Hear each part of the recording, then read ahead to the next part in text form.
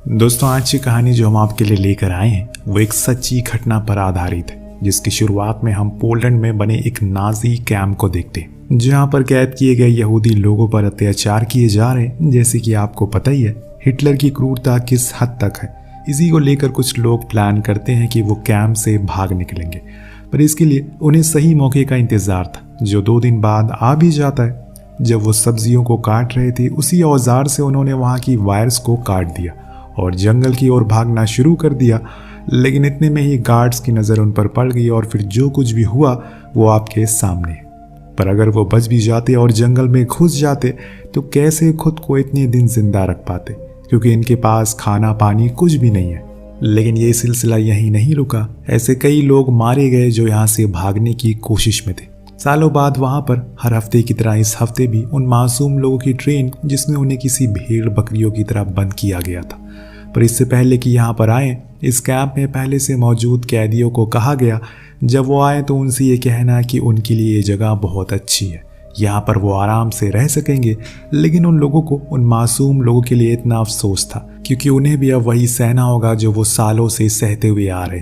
खैर, अब ट्रेन आती है, बूढ़े बच्चे औरतों सभी को नीचे उतारा जाता है। फिर उनमें से औरतों और आदमियों को अलग कर दिया जाता है। तो वही माइक गार्ड सभी से कहता है कि उन्हें टेंशन लेने की जरूरत नहीं है, ऐसा वो उनकी भलाई के लिए कर रहे हैं। पर एक माँ को अपने बेटे से अलग करना कौन सी भलाई है। और ऐसा ही सलूक पहले वालों के साथ भी किया गया था, जिन्हें अब सच्चाई पता है। लेकिन अगर उन्होंने अपना मुंह खोला तो हमेशा के लिए उनकी आंखें बंद हो जाएंगी। इसके बाद अब सभी को एक साथ खड़ा किया जाता है और उनसे पूछा जाता है कि इसमें किस किस को कोई काम आता है। तो कुछ लोग हाथ खड़ा करते हैं जिन्हें कुछ नहीं आता, या फिर वो ज़्यादा बूढ़े होते हैं, उन्हें सबसे अलग कर दिया जाता है और वहाँ से भेज दिया जाता है एक गैस चेम्बर में, जिसकी कहानी आज तक लोगों के अंदर डर पैदा कर रही है। अब सभी को उनके काम के मुताबिक उन्हें केबिन दे दिया जाता है। जैसे कि कुछ को मोची का काम आता है तो उन्हें वो काम मिल जाता है। 2 भाई होते हैं जिन्हें सुनार का काम आता है, तो उन्हें उनका काम दे दिया जाता है। लेकिन इस बीच हम एक लेडी को देखते हैं जो अपने साथ अपने बच्चों को छुपा कर लाई थी। लेकिन जब उसके केबिन की औरतों ने ये देखा, कहा कि ये मत करो, वरना अगर उन्हें पता लगा तो वो तुम्हारे और तुम्हारे बच्चों दोनों को मार देंगे। पर वो लेडी उनसे गुजारिश करती है कि प्लीज वो किसी को इस बारे में ना बताए, अभी उसका बच्चा बहुत छोटा है और ऐसे वो उसके बिना रह नहीं सकेगा। अब वो सभी भी औरतें थी और माँ ही थी, तो उसके दर्द को समझती है, इसीलिए किसी ने कुछ नहीं कहा। दोपहर होने पर सभी को मैदान में इकट्ठा किया जाता है। फिर वहाँ 3 लोगों की लाशें लाई गई। ये वही लोग थे जिन्होंने यहाँ भागने की जरूरत की। दरअसल गार्ड इनको दिखाने के लिए अभी आए हुए हैं। लोगों को डराने की कोशिश वो करते हैं ताकि वो कोई भी ऐसे कदम ना उठाए। इसके बाद वो उन्हें कुछ रूल्स भी बताते हैं, जैसे अगर किसी ने भी यहाँ से कुछ चुराने या फिर अपने किसी रिश्तेदार से बात करने की कोशिश की तो उन्हें वहाँ दूर उस फांसी के फंदे पर उसी समय लटका दिया जाएगा। इस कैंप में हर एक गुनाह की सज़ा एक ही है, फांसी। इसीलिए सभी अपने काम को ध्यान से करना शुरू करते हैं जो उनसे कहा गया है। जो 2 भाई थे उनके पास 2 ऑफिसर जाते हैं, क्योंकि उन्हें शक था कि इतनी छोटी उम्र में कोई इतनी बारीकी वाला काम कैसे सीख सकता है। लेकिन वो दोनों ही उनके सामने अपने हुनर को दिखाते हैं, जो देख वो काफ़ी इम्प्रेस हुए और वहाँ से चले गए। तो वहीं दूसरी ओर एक लेडी जिसे दर्जी का काम नहीं आता, वो फिर भी जिंदा रहने के लिए झूठ बोलकर आ गई कि उसे ये काम आता है। पर थोड़ी ही देर में वहाँ का सीनियर, जो खुद उन्हीं में से एक जीव था, वो ये जान जाता है। तभी वहाँ 2 गार्ड आए जिन्होंने सभी को देखा। उस सीनियर ने उस लेडी की जान बचा ली और उसे दूसरा काम दिलवा दिया, जो कि खरगोश को पालना था, जो वो कर सकती है।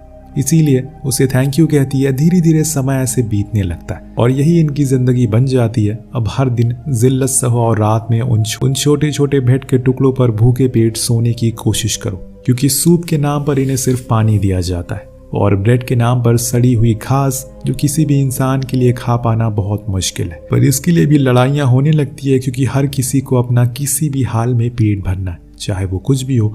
लेकिन अब इन्हें समझ आने लगा है कि यहाँ पर किसी की भी जान की कोई कीमत नहीं है। उन्हें हर दिन मारा जाता है, तड़पाया जाता है। पर एक आदमी जो यहाँ पर पहले से मौजूद था, वो बड़ी ही गौर से उन लोगों को देख रहा है जो अभी नए नए आए हैं। लेकिन उनके अंदर एक जज्बा है, वो काबिल है, किसी भी तरह करके इस कैंप से भाग सकते हैं। उसी में से एक इजाक नाम का शख्स मिला।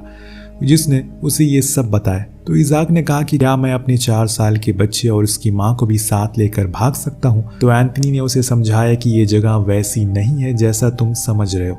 यहाँ हर हफ्ते ट्रेन आती है और फिर पिछले वाले लोगों को मार दिया जाता है। देखो दूर वो रोशनी दिख रही है तुम्हें, वो कोई रात में निकला सूरज नहीं है, बल्कि लाखों लोगों को एक साथ जलाया जा रहा है, उसका उजाला है।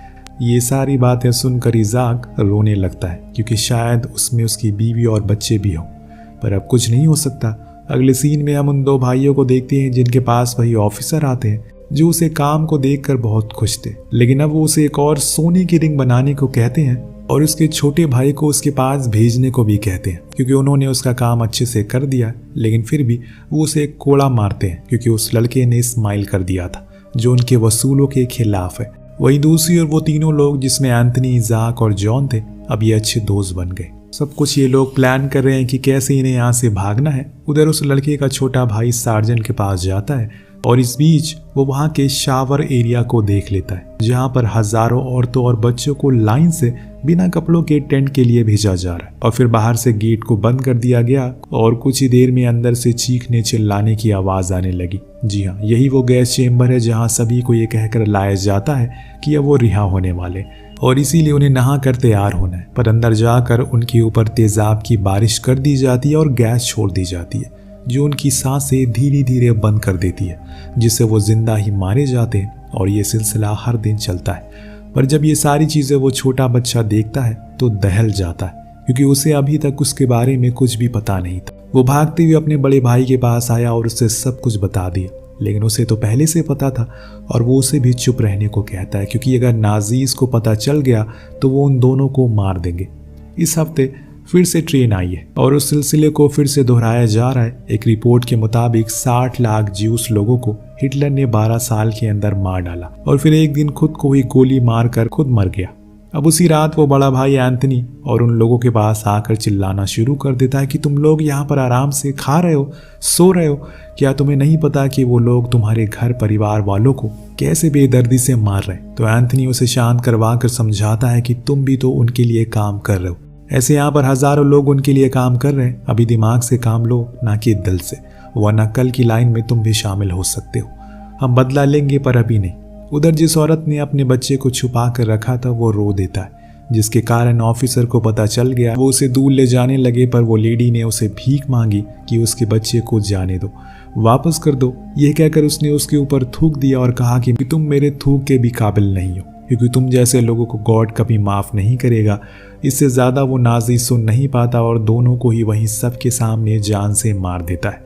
वहाँ काफी लोग थे जो नाजी से ज्यादा थे, लेकिन फिर भी किसी ने चूं तक नहीं की। इसी को शायद दहशत कहते हैं, जो कि उस समय पर नाजीस आर्मी को देखकर ज्यूस के अंदर थी। और कुछ दिन बाद एक और ट्रेन आई जिसमें ज्यादातर औरतें थे, जिन्हें नाजीस को सर्व करने के लिए लाया गया था। पहली रात वो उन कैद हुए लोगों के साथ डांस करती हैं और तब वो बड़ा भाई एक अपनी एज की लड़की से कहता है कि अगर तुमसे यहाँ पर कोई पूछे कि तुम्हें कोई काम आता है तो तुम अपना हाथ खड़ा कर देना, उनसे ये मत कहना कि तुम्हें ये काम नहीं आता। जो सुन वो लड़की हैरान होकर पूछती है, भला मैं झूठ क्यों बोलूं?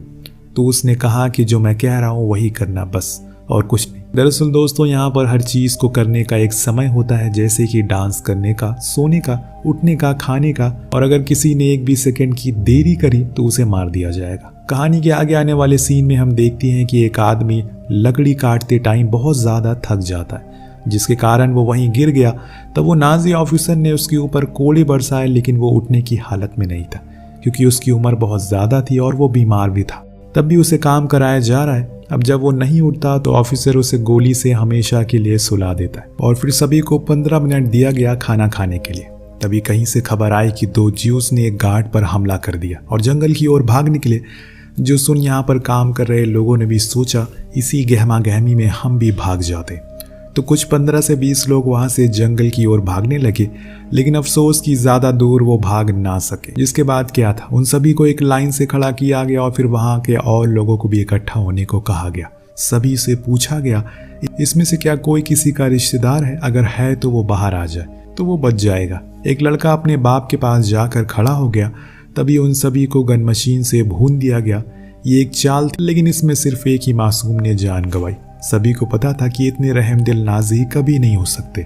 ये सब होने के बाद एंथनी ने उस बड़े भाई से कहा कि आज सभी को इकट्ठा करना और फिर सभी को हम रात में एक साथ बैठते हुए देखते हैं। जो लोग भागने के लिए तैयार थे पूरे प्लान के साथ, एक का कहना था कि उन्हें एक टनल बनानी होगी, लेकिन कुछ लोग ऐसे राजी नहीं थे क्योंकि उसे खोदने के लिए उन्हें सही औजार की जरूरत है जो उनके पास नहीं है, और अगर होते भी तो वो उस टनल को खोदते क्यों, हर जगह तो गार्ड है, इसीलिए आइडिया ड्रॉप कर दिया जाता है। पर एंथनी बताता है कि यहाँ पर कुछ रशियन सोल्जर है जिन्हें प्रिजनर्स बनाया गया है, हमें उनकी मदद लेनी चाहिए।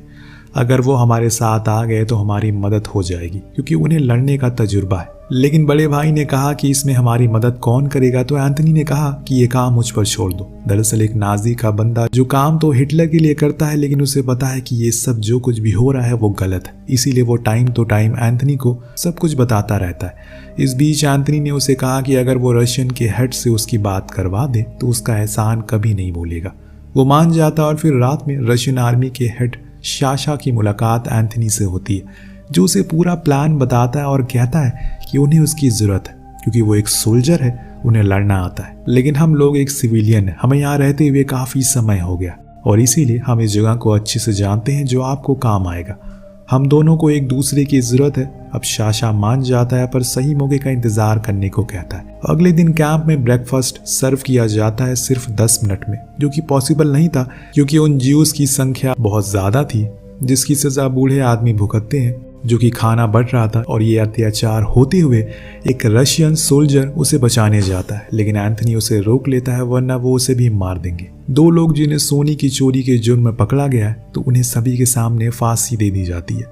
अब दोस्तों यहाँ पर जब भी किसी को मारा जाता है सभी के सामने मारा जाता है ताकि इसका डर पैदा हो सके, लेकिन आप वो उस पैदा हो रहे जुनून और जज्बे को ख़त्म नहीं कर सकते जो एंथनी और कुछ और लोगों के अंदर पैदा हो रहा है। धीरे धीरे इन्होंने अपने काम के समय पर कुछ ऐसी चीज़ें बनाना शुरू कर दी जिससे कि इन्हें किसी भी हाल में मदद मिल सके।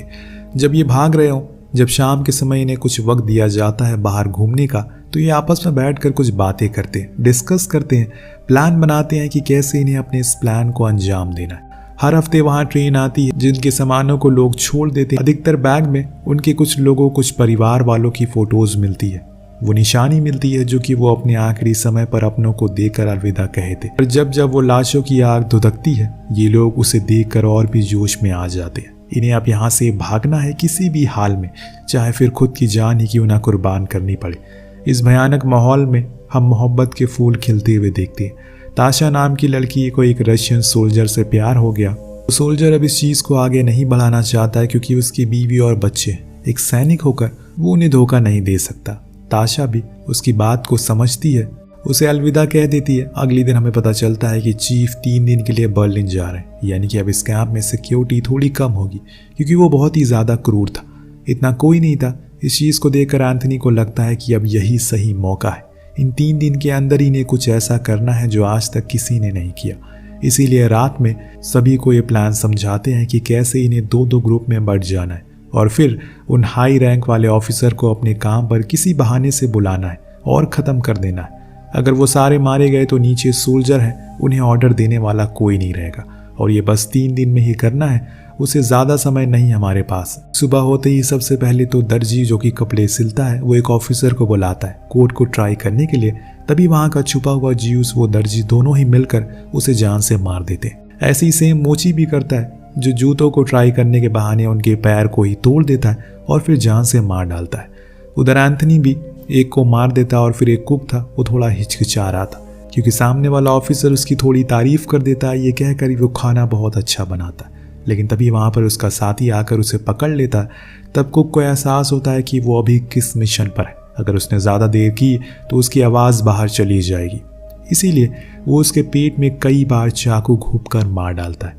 ऐसे करके सभी अपने मंसूबों में कामयाब हो जाते हैं, पर अभी असली इम्तिहान बाकी है जो है यहाँ से भागना। खैर, एक रात को किसी को कुछ पता नहीं चला और इसी का फ़ायदा उठाकर इन्होंने वहाँ के लोगों के हथियार भी बड़ी आसानी से चुरा लिए और अपने पास रख लिया। अगले दिन हर दिन की तरह सब कुछ नॉर्मल था। शाशा सभी को इकट्ठा करता और परेड के लिए कहता है जो कि वो हर दिन किया करते हैं। इस बीच एक ज्यूस जाकर सारे सिग्नल को काट देता है जिसे वो किसी भी टेलीफोन से कनेक्ट ना कर सके। लेकिन दोस्तों एक चीज़ एक ऑफिसर नोटिस कर लेता है जो कि एक लौता हायर रैंक था।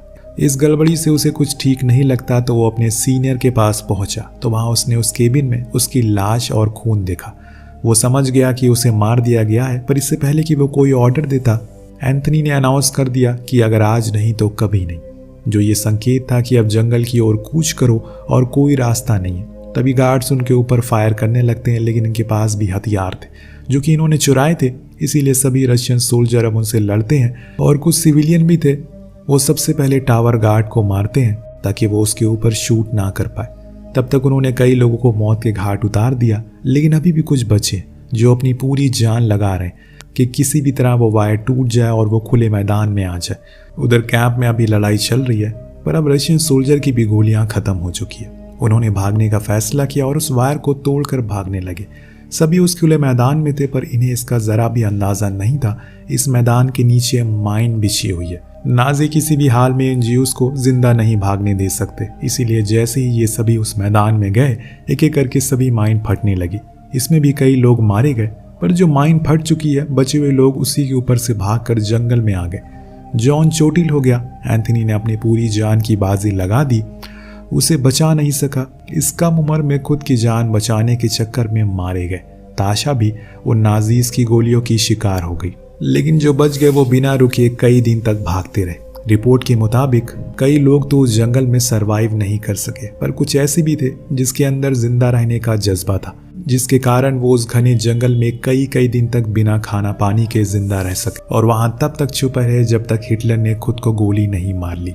उसके बाद पोलैंड पर रशियन आर्मी का कब्जा हो गया। जो कोई भी वहां से भागा उन्हें वहां घर वापस भेज दिया गया। लेकिन दोस्तों, जिन्होंने अपना सब कुछ गवा दिया, जो आंगन कभी हंसता खेलता था, वो आज सुनसान पड़ गया सिर्फ एक आदमी के कारण। आज भी सुबोबार में वही नाजी कैंप जिसकी दीवारें आज भी लोगों से चीख चीख कर कह रही है, उसने वो सब देखा है जो हर किसी के अंदर ऐसा डर पैदा कर देता है जो सालों साल गुलामी करने को भी तैयार थे।